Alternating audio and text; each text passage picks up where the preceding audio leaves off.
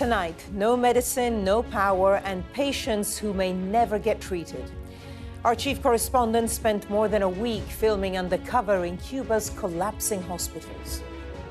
This is the intensive care unit, where you would expect to have an awful lot of drugs, but as you can see, a lot of these are empty. This is the direct impact of Donald Trump's pressure campaign. So could his oil blockade soon escalate into a military incursion? And would that be backed by the Cuban diaspora? We'll discuss that coming up. We'll also ask whether diplomacy has stalled between the United States and Iran. That's after the latest tit-for-tat strikes and outrage at Israel's actions in southern Lebanon. New Ebola cases reported in Brazil as the man leading the emergency response tells me the latest strain is more infectious but less deadly. Like a scene from the thick of it, why the UK's former ambassador to the US got frustrated about a gift for Donald Trump. That's all coming up on The World with me, Barbara Serra.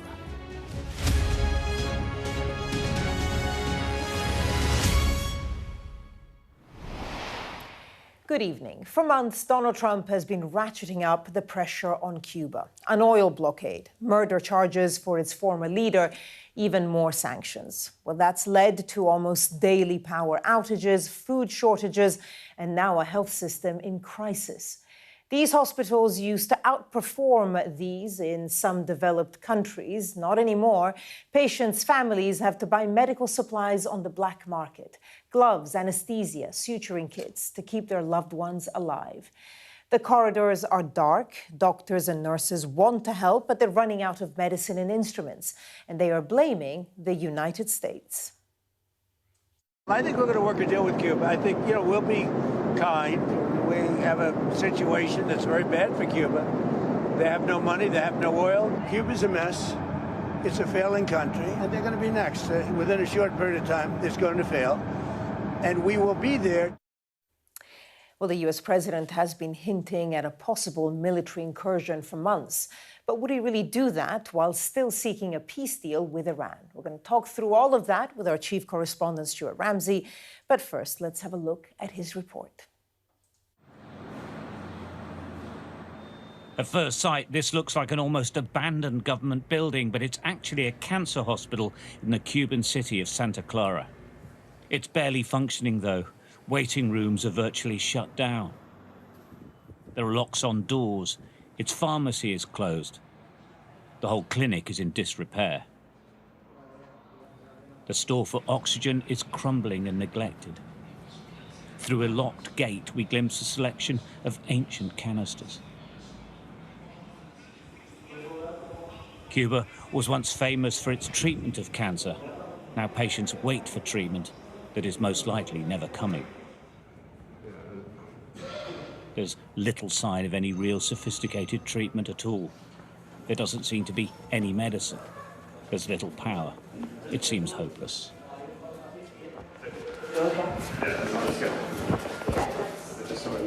For over a week, Sky News filmed Undercover in cities and towns across Cuba. We wanted to see what's happening to the country's once renowned health service. The authorities don't want the world, or more importantly, its own people, to learn this simple truth. It's disintegrating, like the whole of the country.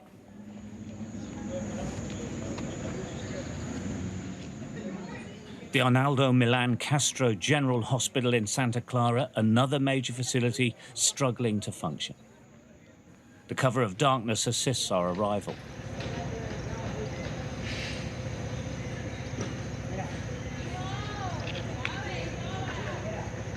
At the accident and emergency entrance, an ambulance delivers a new patient to the cavernous interior of the building,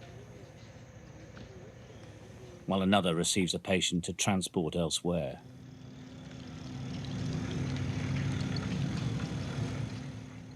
What is really striking is how the hospital has to prioritize power for certain sections and certain wards. Much of the hospital is in total darkness. Corridors are eerily quiet in departments that appear to be mothballed to save power. Along one corridor, alongside the critical care unit, a man wheels a hospital gurney towards a ward. It's piled high with food and supplies. His elderly relative follows behind in a wheelchair. In every ward, families keep their loved ones company. It seems that there's always a member of the family on duty into the night, making sure the patient has what they need. The medical staff will help for sure in an emergency, but the families are there to make sure the patient is comfortable.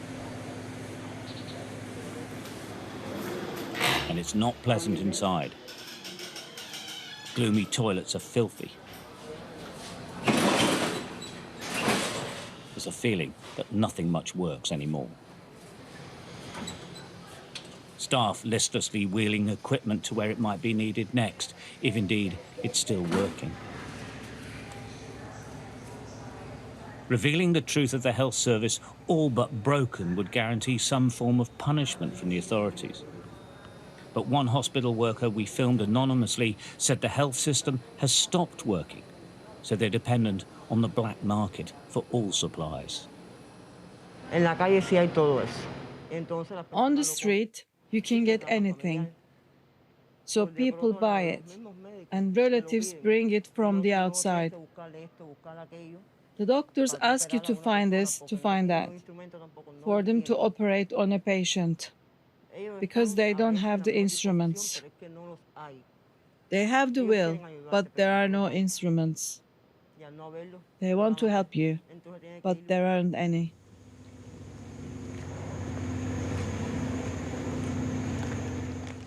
In the hospital grounds past the morgue, we find piles of discarded rubbish. Alongside it, more piles of spent supplies and equipment. Basic health management and cleanliness rules seem to have stopped or been abandoned at this hospital in the face of crippling state failure and sanctions. In the gloom, we see a man sleeping rough outside.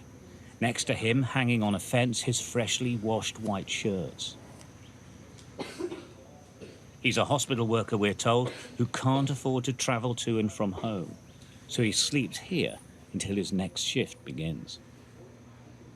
It's a metaphor, perhaps, for a broken system, but a staff who won't give up, or perhaps don't know the system is broken.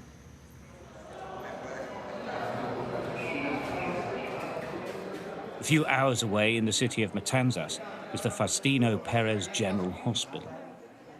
It's a huge hospital once capable of treating 700 inpatients.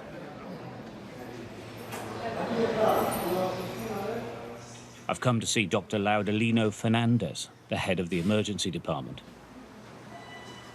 For 3 decades, he's run this section of the hospital, and I got the sense his sheer dedication is why the staff are so committed to keeping it going despite the chronic shortages of everything. Dr. Fernandez doesn't blame the government for the crisis. Quite the opposite.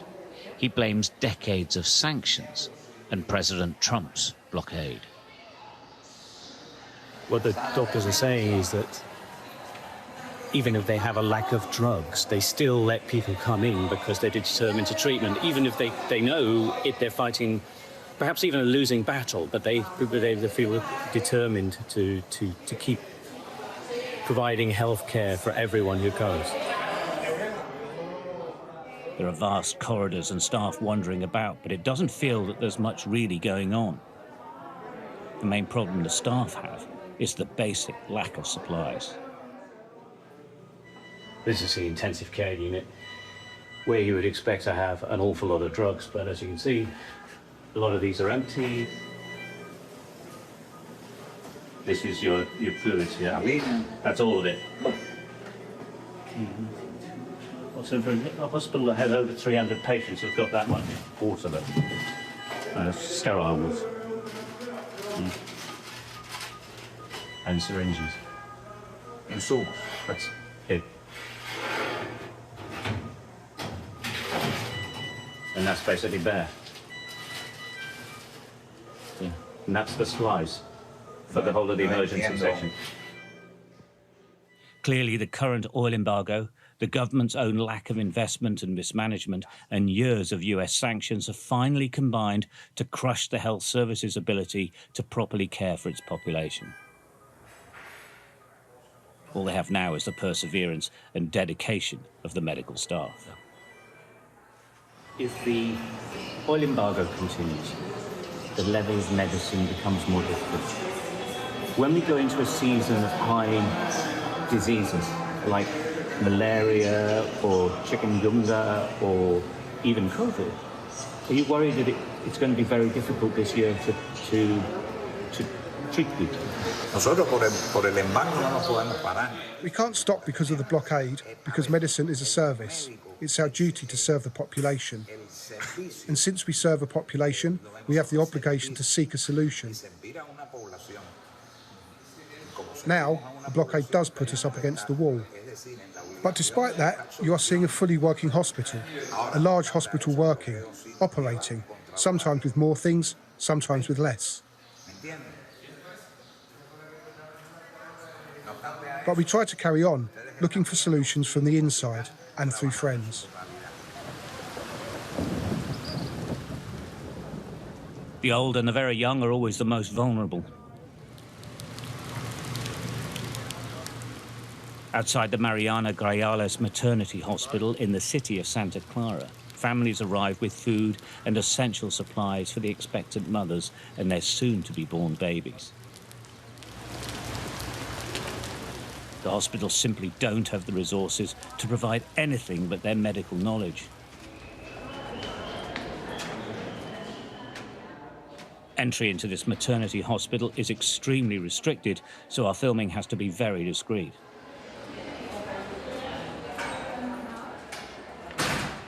What we found is a working but increasingly neglected and dilapidated facility.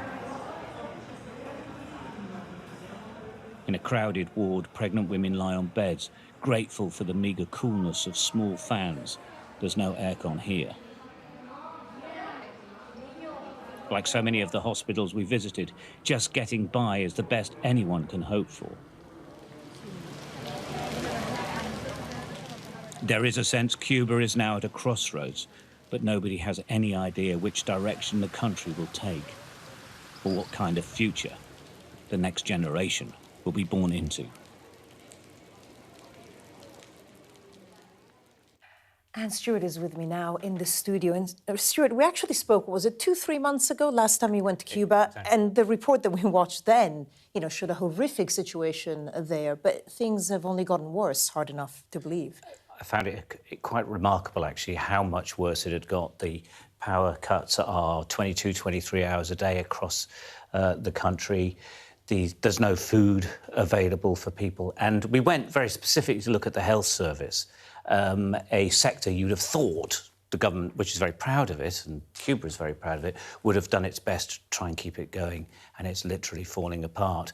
Without the doctors who do an incredible amount of work, and with the civilians helping them with all the supplies they need, the whole thing would literally come to a standstill. So it's a remarkably quick decline.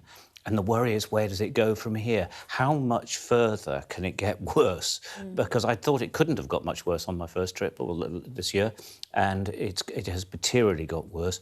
When do you reach a point where the government can't operate at all, and when people actually take to the streets, but not necessarily to go against the government, but basically anarchy, I suppose, could potentially break out because nobody has anything. Yeah, that was obvious from your report. Stuart, stay with us. I'm just going to speak to the next one, then I'd love to get your views. And now I'd like to speak to Stephen Wilkinson, who's director of the International Institute for the Study of Cuba at the University of Buckingham. Sir, thank you so much for joining us here on the programme. You've seen Stuart's report. I suppose I'd like to start just by getting your reaction to the images that you're seeing coming out of Cuba. Well, it's devastating, isn't it? I mean, it's obvious there that the situation is very grave and it has deteriorated over the last few months. So one can only say that it's great that you're bringing this to people's attention now, because it's been going on for quite a long time and has not been properly covered in the media at all until now, it seems to me. As the situation deteriorates, how much responsibility of all of it do you give to Washington, and especially some of the people around Donald Trump, Marco Rubio, being very much a Cuba hawk? Yes, absolutely. It's 100% caused by the United States policy, I'm afraid. I know that someone was earlier on Sky News saying that it was partly the government's fault, but quite honestly, the health service was remarkable and functioned extremely well. You can't starve a country of oil and deliver no oil at all and expect them to be able to run a health service like the one that Cuba had. It would just be impossible. It's just impossible. And it's caused by the United States since the ousting or kidnapping of Maduro in Venezuela in January. The United States has squeezed the island harder and harder. And this is really a process that has been written into American policy for a very long time. They want to try and create an uprising in Cuba, get the people to rebel against their government. And as your film showed, that's not what's happening. People are not doing that. They are actually helping the government by supporting the health service rather than protesting against the government. I mean, you mentioned Venezuela there. Obviously, a very different dynamic. First of all, Venezuela had natural resources that Cuba doesn't really have. And also, there's no deputy the way that Maduro had in Delcy Rodriguez. There's no deputy. Well, sorry, I just want to say something that, first of all, Cuba does have resources and it does have oil. It actually produces quite a lot of oil itself. The problem is that it can't make the oil into gasoline very cheaply or easily because it's very heavy crude. But they do have their own oil, and they do have nickel and cobalt, two very strategic minerals in very large quantities. And if you look very carefully at the background to this, you'll see that the United States is actually eyeing very carefully its opportunities of getting hold of those resources. So there is resources in the background here that needs to be brought out. This is actually an act, I have to say, of crude colonialism by the United States. They want to take Cuba. But Trump has said it. He said, I want to take Cuba. I'm going to take Cuba.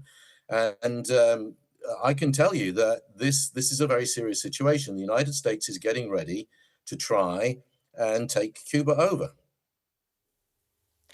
And do you get the sense that the diaspora, we know that some members of the diaspora obviously are backing a possible military intervention by the US president, but do you get the sense that there are factions within that diaspora that perhaps certainly don't agree with the scenes that we're seeing come out of Cuba now? Oh, undoubtedly.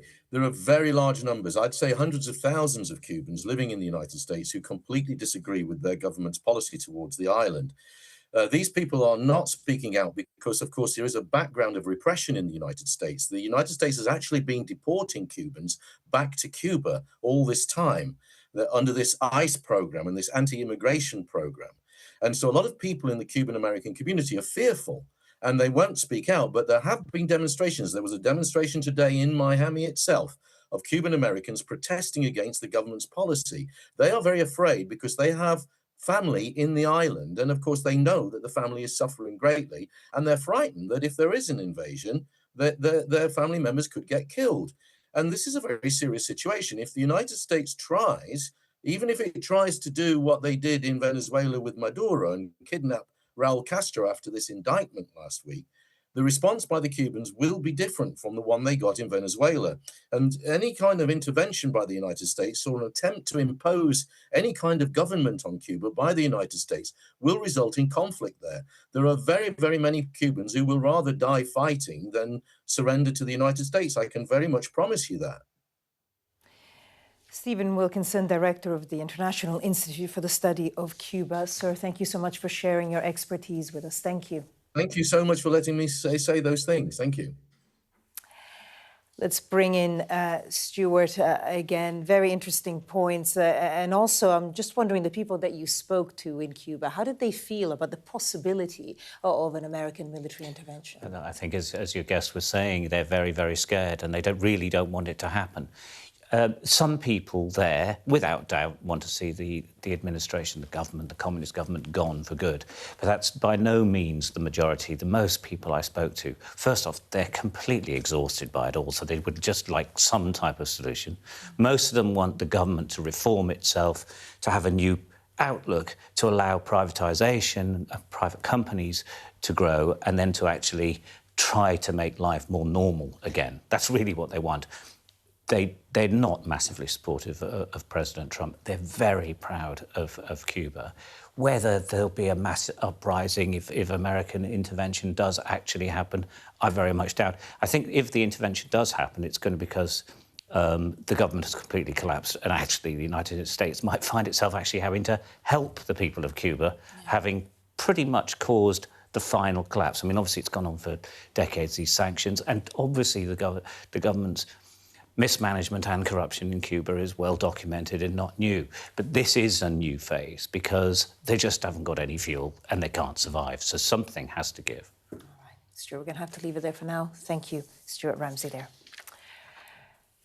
Now, you're watching The World with me, Barbara Serra. Still to come, Donald Trump declares that Israel and Hezbollah have agreed to dial back fighting, but will they?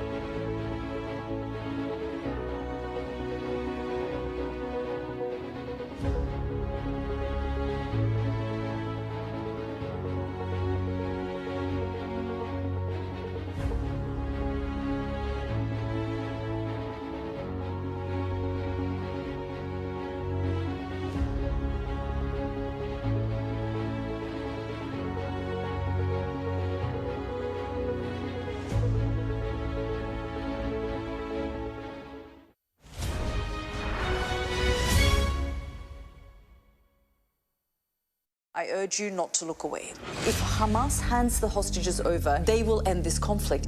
The world has been watching. Good to see you again. How are you? Did she say how he was? The conditions are awful. The jets were ordered to come back. Historic day here today. How will you respond if India does launch airstrikes? They'll be all out to war. I'm just going to put some body armor on. I'm Yalda Hakim. The best thing about being a Sky News journalist... Hi, darling. Beth Rigby, Sky News. ...is being a Sky News journalist. You said to people, I'm not coming back for more, but you have come back for more. Well, let's kick off and make a statement. What can our Prime Minister say to you to not impose tariffs? He's coming out! What more do you need? We're trying to see as much as we can. We're in an area that's just been reclaimed. Mr. Zuma, Sky News. People are directly protesting. The whole neighborhood has rallied around her. It's been impenetrable to journalists over the last 2 years of war in Sudan. I've been waiting for this for 2 years. It doesn't feel like a big homecoming. It was never going to be pretty. War isn't pretty. 1,500 pages costing £1 million to release, but no real killer blow. The government released a second tranche of documents today relating to the appointment of Peter Mandelson as the UK's ambassador to the US. Now, you'll remember that he stepped down over his links to Jeffrey Epstein.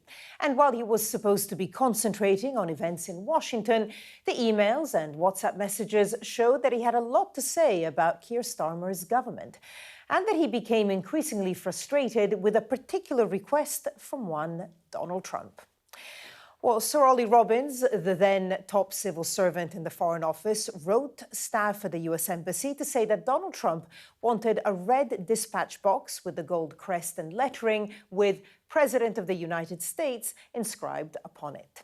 A month before the state visit last summer, Peter Mandelson wrote to the Prime Minister's then Chief of Staff, Morgan McSweeney, "The saga goes on. This is like something out of the thick of it." Well, the elaborate gift was eventually presented to Donald Trump, but it's clear that criticism of the Prime Minister from the so-called architect of New Labour will sting. Our political editor Beth Rigby has this report. Once a towering figure in Labour, now casting a long shadow over Starmer's government. Another blow for not just the PM, but his senior team too. Thousands of secret documents released today relating to Lord Mandelson revealed the extent to which this former ambassador strayed very far from his brief, with private misgivings around Starmer and his strategy made public.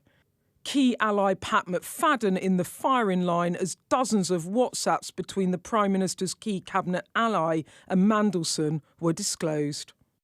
Mandelson telling McFadden Keir lacks verve, as does the cabinet as a whole. And number 10 was beleaguered and bereft, while the now Work and Pensions Secretary lamented the lack of welfare reform to Mandelson, saying, "Every meeting I have is, who can we tax in order to pay benefits to others? They're asking the wrong questions." And he didn't hold back on the PM's predicament over failed welfare reforms last year, saying, "It's very bad. Defeat, pull the bill or gut it, destroys his authority, Keir's authority." Soon after the documents dropped, the Chief Secretary to the PM, Darren Jones, was dispatched to the Commons. The documents we are publishing today are one of the largest government publications ever laid before this House. This disclosure process has been wide-ranging, costing the Cabinet Office alone over £1 million. With the exception of the small number of documents that are withheld at the request of the police, which we intend to publish when the police are content for us to do so, the government now considers that it has duly discharged the duties set out in the humble address. The government unable to publish evidence that Keir Starmer claims will prove he was misled. But ministers were quick to highlight this handwritten note from Mandelson to the then Foreign Secretary David Lammy, saying, "If you are minded to appoint me, I would make sure you never regret it." That a promise far from kept. Regret not just for the PM, but his MPs too. The challenge for all of our constituents is that every time this subject comes up, they cannot shake the sense that Peter Mandelson's business interests hang like a grubby layer across decision-making in this government, and the concern that his behaviour was a symptom rather than the cause of the problem that we face. The opposition accused the government of a cover-up as information considered prejudicial to UK national security or international relations was redacted. We know that there is no good legal basis for the government not to disclose to this House which documents are being withheld. The government should tell us. This is obfuscation. It is an unnecessary attempt to defer scrutiny or deny it. The Mandelson files bring yet another dark day, not just to the Prime Minister, but his wider government too, as this massive dump of documents revealed Mandelson's influence across the Prime Minister's top team and his clear frustration at the man who made him US ambassador. They reveal deep frustrations over the government's growth agenda and attempts at welfare reform, giving opposition parties plenty of ammunition against Starmer. It's another hammer blow for the Starmer premiership, already nearly knocked out. The Prime Minister out last week with one of the few cabinet ministers still fighting for him in public. It's support that right now he badly needs. But the private comments revealed in this tranche of documents must sting. Beth Rigby, Sky News, Westminster. Benjamin Netanyahu ordered fresh strikes on Lebanon's capital today, marking another escalation of Israel's widening offensive. But it's unclear whether they will actually happen after he received a phone call from Donald Trump. Iran has halted peace talks with the US and has threatened to attack northern Israel if Beirut is hit by Israeli strikes. Lebanon's prime minister has condemned the recent strikes in Tyre and Nabatea as collective punishment. Residents have been urged to move north of the Zorani River as Israel encroaches more into Lebanese territory. But with the IDF confirming it has conducted raids beyond its declared security zone against Hezbollah, our Middle East correspondent Adam Parsons reports now from Jerusalem. In Lebanon, the destruction has continued. Israel's military pushing ever further into the country, occupying more territory, launching further attacks. In the town of Tyre, this hospital shaken and damaged. Israeli strikes are moving up the country. The Israelis' target is Hezbollah, the Iranian-backed group that has been launching rockets and drones into northern Israel relentlessly for the past 3 months. We continue to deepen our activity on the ground in southern Lebanon, eliminating Hezbollah strongholds. Hezbollah is on the run. We are determined to restore security to the residents of the north, just as we did to the residents of the south. And then the Israeli Prime Minister threatening further attacks, this time saying his country would target the Beirut suburb of Dahia, a very well-known stronghold of Hezbollah. A threat that provoked reactions, first on the streets, people fleeing, and then on social media. This, a message from Donald Trump declaring that Israeli troops would turn back from Beirut and unilaterally announcing a ceasefire between Hezbollah and Israel. And yet around an hour later, Israel's own defense minister declared his country was not in ceasefire, just as news came through of another Israeli soldier being killed in southern Lebanon. It is barely a day since the Israelis were celebrating the capture of Beaufort Castle, a strategically and symbolically important location. But in Lebanon, both conflict and politics are moving at speed. This is a desperately volatile situation. There may be a road to peace, there may be a road back to war, but there are many other paths in between. Adam Parsons, Sky News, Jerusalem. Well, let's go live now to our U.S. correspondent, David Blevins, who joins us now from Washington. David, good to see you. I mean, you can see in that report just the tightness of the link between the conflict between Iran and the U.S. and then, of course, Israel and Hezbollah in Lebanon. And we are getting a confusing picture tonight as to whether the talks between Iran and the U.S. have actually stalled or not.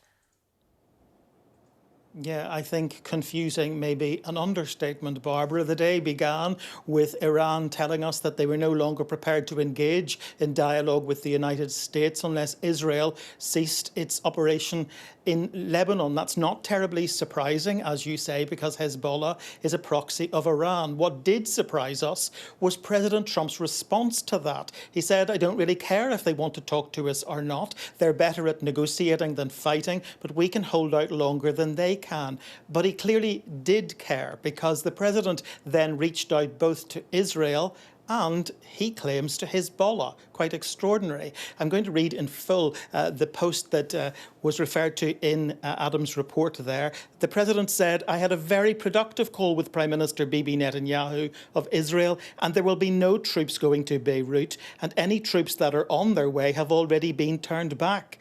Likewise, through highly placed representatives, I had a very good call with Hezbollah, and they agreed that all shooting will stop, that Israel will not attack them, and they will not attack Israel. I think it's important to stress that there was never any suggestion of troops going into Beirut, and we understand that the engagement with Hezbollah was through the Lebanese government. Now, the Lebanese government has subsequently said that Hezbollah agreed not to attack Israel if Israel agreed not to attack the southern suburbs of Beirut. Does that mean the talks are back on again? Well, not so fast, because then Benjamin Netanyahu posted this. I spoke with President Trump this evening and told him that if Hezbollah does not stop attacking our cities and citizens, Israel will attack terror targets in Beirut. Our position remains the same. At the same time, the IDF will continue to operate as planned in southern Lebanon. So we continue to go round and round in circles. 3 days after President Trump said he was going into the Situation Room to make a final determination, we still have no final determination. And while he says he can hold out longer than Iran, can he really? We're now into June, 5 months to the midterm elections. He desperately needs an off-ramp so that prices begin to come down at home. David Blevins with the latest there from Washington. David, as always, thank you. You are watching The World with me, Barbara Serra. Coming up next, I'm going to be hearing from a charity boss who's been visiting Tehran about the looming humanitarian crisis there.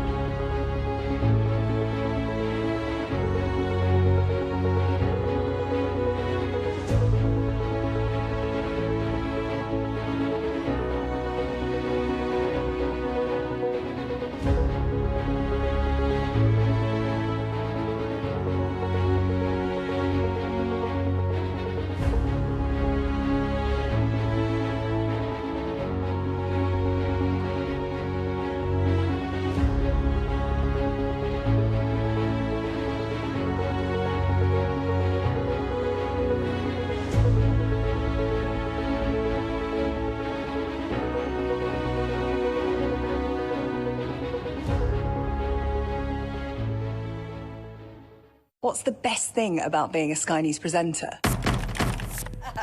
Perfect.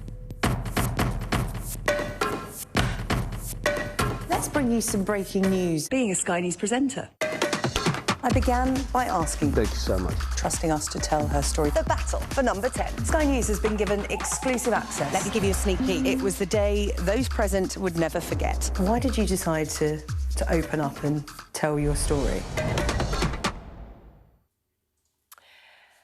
war in Iran has devastated the lives of Iranians, but also of the Afghan refugees living there. I spoke about this with the head of the Norwegian Refugee Council, Jan Egeland, who is in Tehran. Here we have 4.5 million Afghan refugees among 80 million Iranians. It's the highest population of refugees anywhere in the world now. Afghans and Iranians are fearful of the future, really. They were traumatized by thousands and thousands of missiles and rockets hitting urban areas like you show on your images here now. And there is an economic crisis that is deepening. So the sense that this has to end is number one takeaway from having traveled across Iran the last 4 days. I mean, you mentioned the 4 million Afghan refugees, and then, of course, millions of Iranians fled Tehran at the height of the bombings, many now returning. Just give us an idea of what the priorities are for the people returning, or many of those still internally displaced. Well, for the majority, it is to survive the economic crisis that is now deepening, 100% inflation, and lots of factories being closed. Afghan refugees that were actually able to work in Iran are losing their jobs massively as we speak. There are very few aid organizations here, and there are very few humanitarian donors to Iran and especially to the Afghan refugees here. Mr. Egeland, let's just focus on Lebanon for a minute. The violence there very much continuing, more than 1 million displaced in southern Lebanon, Israel pushing in further than it's been for decades. Your teams on the ground, what are they telling you about the human cost of the situation there? We have hundreds of aid workers on the ground in Lebanon, and they tell about a population that is exhausted from having to flee several times per year now. I've been to southern Beirut myself many times when Netanyahu say to people, flee again, because I'm coming after you. I want to destroy everything there. Well, the population there are not Hezbollah. I mean, there are some Hezbollah fighters perhaps, but it's filled to the brim with families, women, children, disabled people, and they are now told to flee yet again. It's only causing horrific suffering in a small and cramped place among the most vulnerable of the civilian population. Your organization, the Norwegian Refugee Council, is present in many countries, many that are seeing the most recent conflicts and refugee crises, and others that had refugee crises going back decades. Just tell us how difficult it is to work in the region for aid organizations like yours. You mentioned the funding, that you've only been given a third of what you need. What's the cost of that? Again, the human cost on the people that you're trying to help. The cost is really that we have to decide whom to leave and whom to help, even with emergency relief. So people in Lebanon are trying to seek shelter in overcrowded community centers. We cannot provide it because they're already filled up. They have to move to the next place and then to the next place. And it's not just the Shia population, it's now everywhere in Lebanon. It's a small place, it's densely populated, and it has more than 1 million Syrian refugees. So it's a little bit like here in Iran with 4.5 million Afghan refugees. These are generous hosting countries for people who have fled war, and now they are again haunted down by new war and new attacks. Is your funding only a third of what you would need because the need is greater and your resources are being stretched, or are you just getting less funding in general because perhaps of so many wars? We're getting less funding by fewer donors in a world with increasing nationalism, increasing armament, increasing self-obsessiveness among nations. In Iran, the particular problem is really that most Western countries do not want to help Afghan refugees here because they are in Iran. So aid is politicized. In Lebanon and in Gaza, it's the conflict, and in Gaza, it's the Israeli blockade and the siege that is making our problems so enormous. You see firsthand the impact of the decisions made by governments and various groups around the world, the impact on ordinary people that are caught up in it. What would your message be to those governments or various groups around the world? My message to these men in uniform or in presidential and ministerial offices is, imagine you not sitting now in an office making orders, but being among the mothers and fathers who flee with children for their lives. It's not understood the consequences of these decisions to bomb here, missile launch there. It has consequences for real people, and these people in shielded offices do not understand the consequences of their decisions, neither in Lebanon, nor in Gaza, nor in Iran, or for that matter, for those launching missiles in the other directions, both from Iran and from Hezbollah. It has to stop. They have to understand the consequences of what they're doing. Yeah, Negeland speaking to me a little earlier. Now you're watching The World with me, Barbara Serra. Coming up, how the World Health Organization is tackling trust issues as it tries to contain the Ebola outbreak in Central Africa.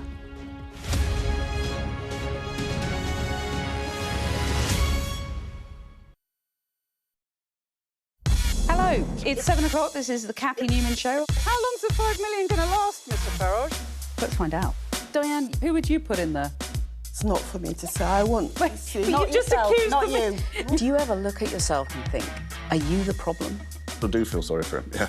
We'll see what happens. Does it mean, frankly, that you are an irrelevant? Great to have this lovely couple on the sofa. I know, what a dream team they are. She's christened the couch.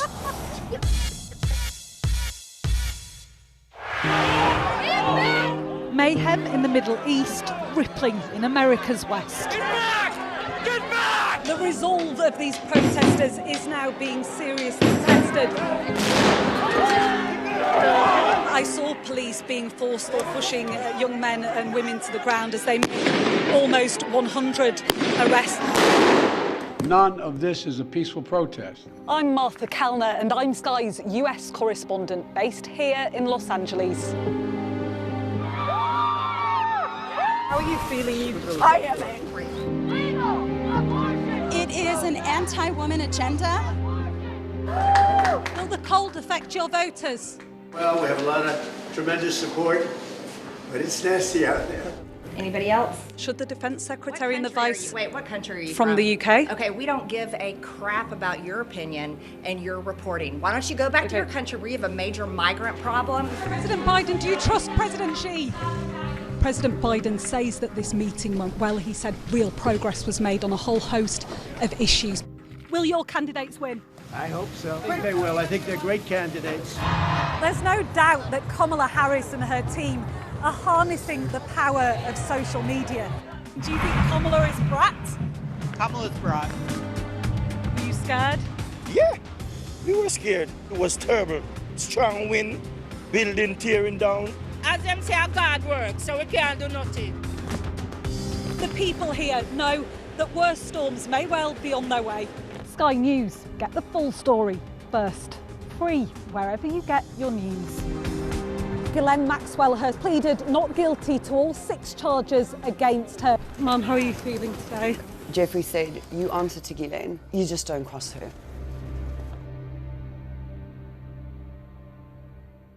I urge you not to look away.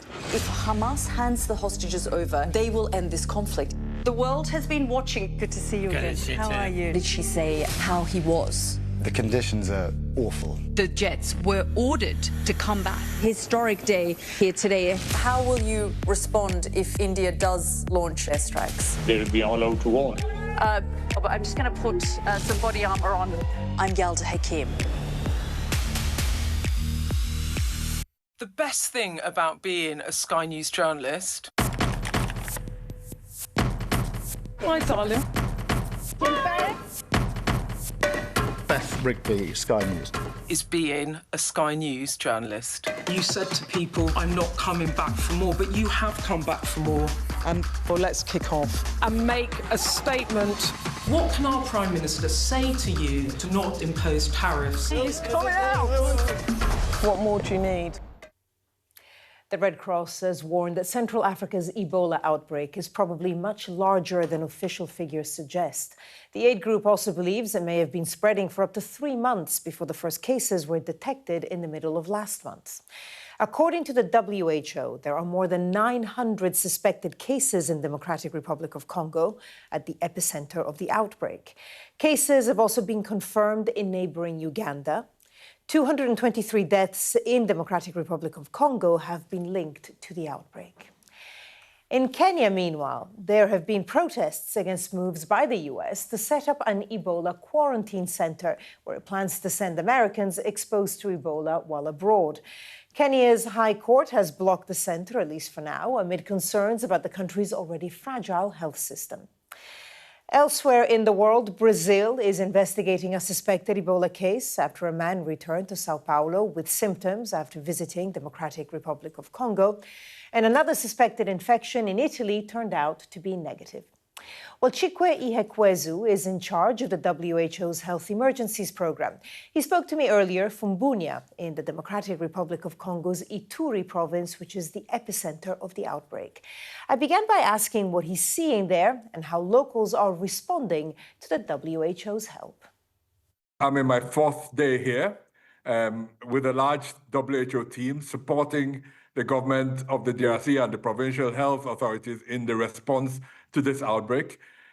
We've all heard the stories about the beginning of the outbreak was a bit challenging, but now we're working together very hard collectively to ramp up the response. That involves several things. Setting up new treatment centers is both an art and a science in pulling together in 5 days a new treatment center with the facilities you need, water, hygiene, feeding, safety for healthcare workers.